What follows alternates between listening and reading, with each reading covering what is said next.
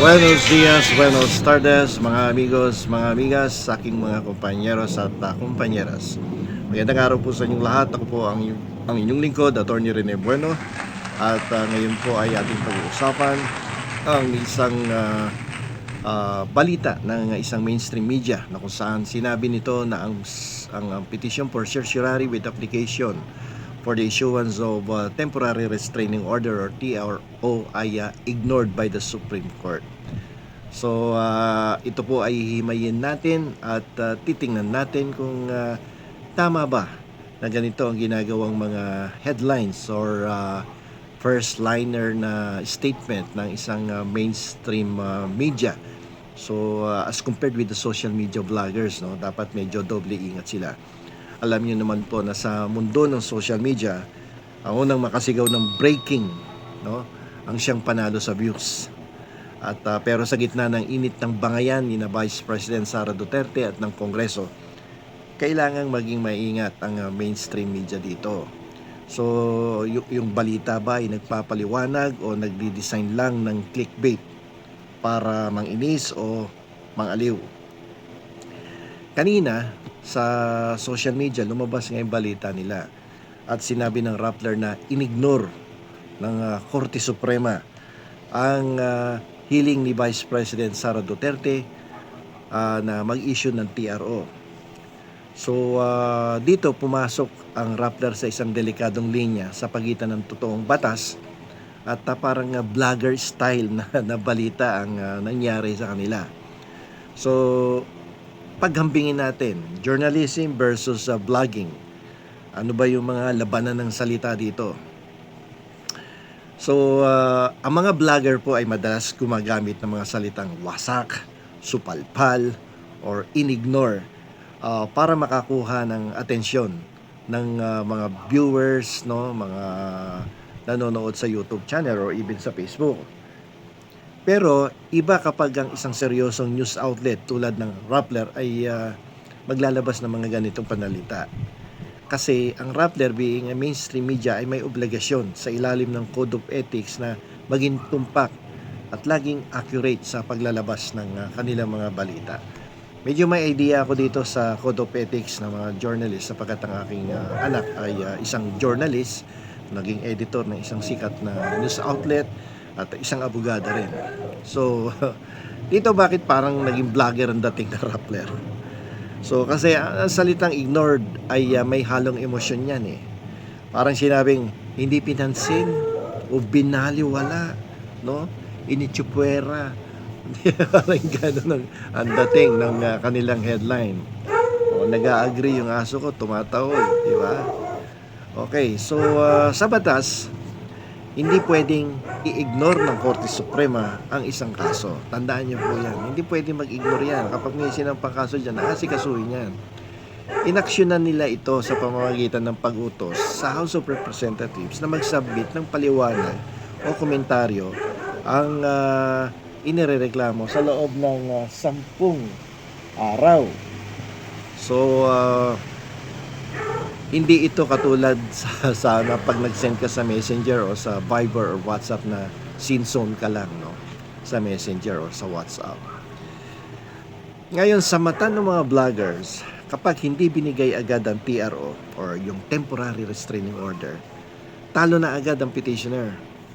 Pero sa totoong batas, sa mata ng batas, under Rule 65 at 58 ng Rules of Court of the Philippines, iba ang intindi diyan. Hindi ito ignore. Ito ay due process. Pagsunod sa due process of law. Ang ingay ng aso ko. Hindi pwedeng maglabas ang Supreme Court ng TRO nang hindi naririnig ang kabilang panig. Dito, ang sitwasyon nito sa Kongreso. So dapat madinig muna ng Korte Suprema ang panig ng Kongreso. Parang sa away magkapit-bahay, di ba? Hindi pwedeng ipakulong agad ang isa dahil lang may nagrereklamo. Kailangan mo nang pagpaliwanagin ang kabilang side, di ba? That is due process. Kapag bigla mo na lang kinulong, hindi mo man tinatanong yung kabilang partido, ay bawal yon sa ating saligang batas. Dahil ang utos ng Supreme Court No, no. Dahil nag-utos ang Supreme Court na magpaliwanag ang House of Representatives, ang ibig sabihin niyan, tinanggap nila yung kaso, yung petition for certiorari with application for the issuance of temporary restraining order. Ibig sabihin, buhay ang laban. Hindi ito in-ignore o pinatay or binaliwala. Di ba? So, binigyan lang ng pagkakataon yung kapilang partido na magpaliwanag. Okay? Parang sinasabi, issue ko ba yung TRO? Hindi, magpaliwanag ka. Pag na-justify, hindi issue yung TRO. Pero pag hindi na-justify, labas yung TRO. Okay? So dito, bakit delikado yung maling terminong ginagamit sa pagbabalita? Kapag yung balita mo, parang vlogger ang dating, at parang vlogger ka kung bumanat, may mga seryosong epekto ito. Siyempre, malilito yung tao.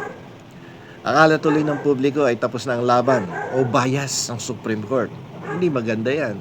Nagkikreate ka ng imahe sa Supreme Court na hindi sila sumusunod sa patakaran ng konstitusyon.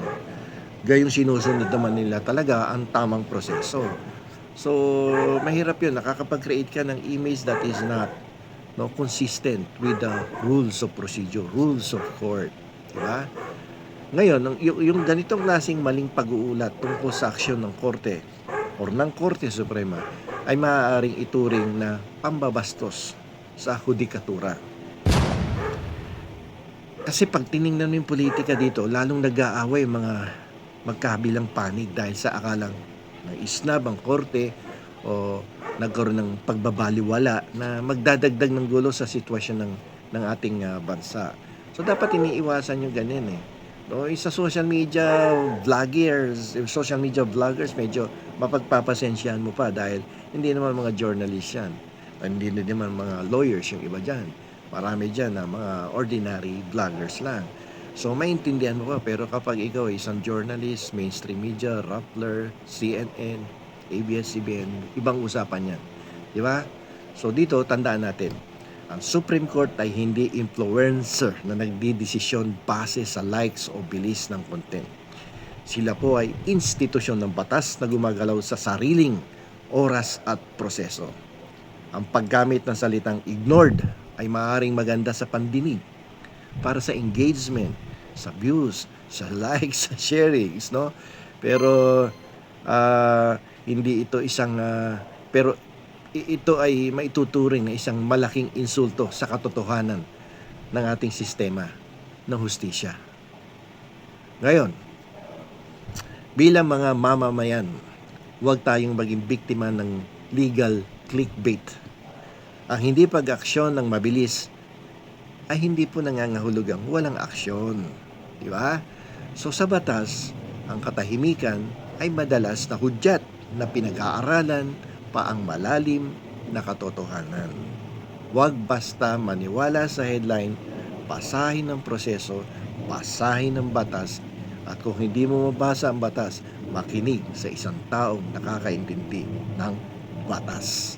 So, nandito na lamang po, ito pong muli ang inyong lingkod, Attorney Rene Bueno. Marami pong salamat at huwag niyo pong kalimutang mag-like, mag-share at mag-subscribe sa aking YouTube channel. Hanggang sa susunod na episode.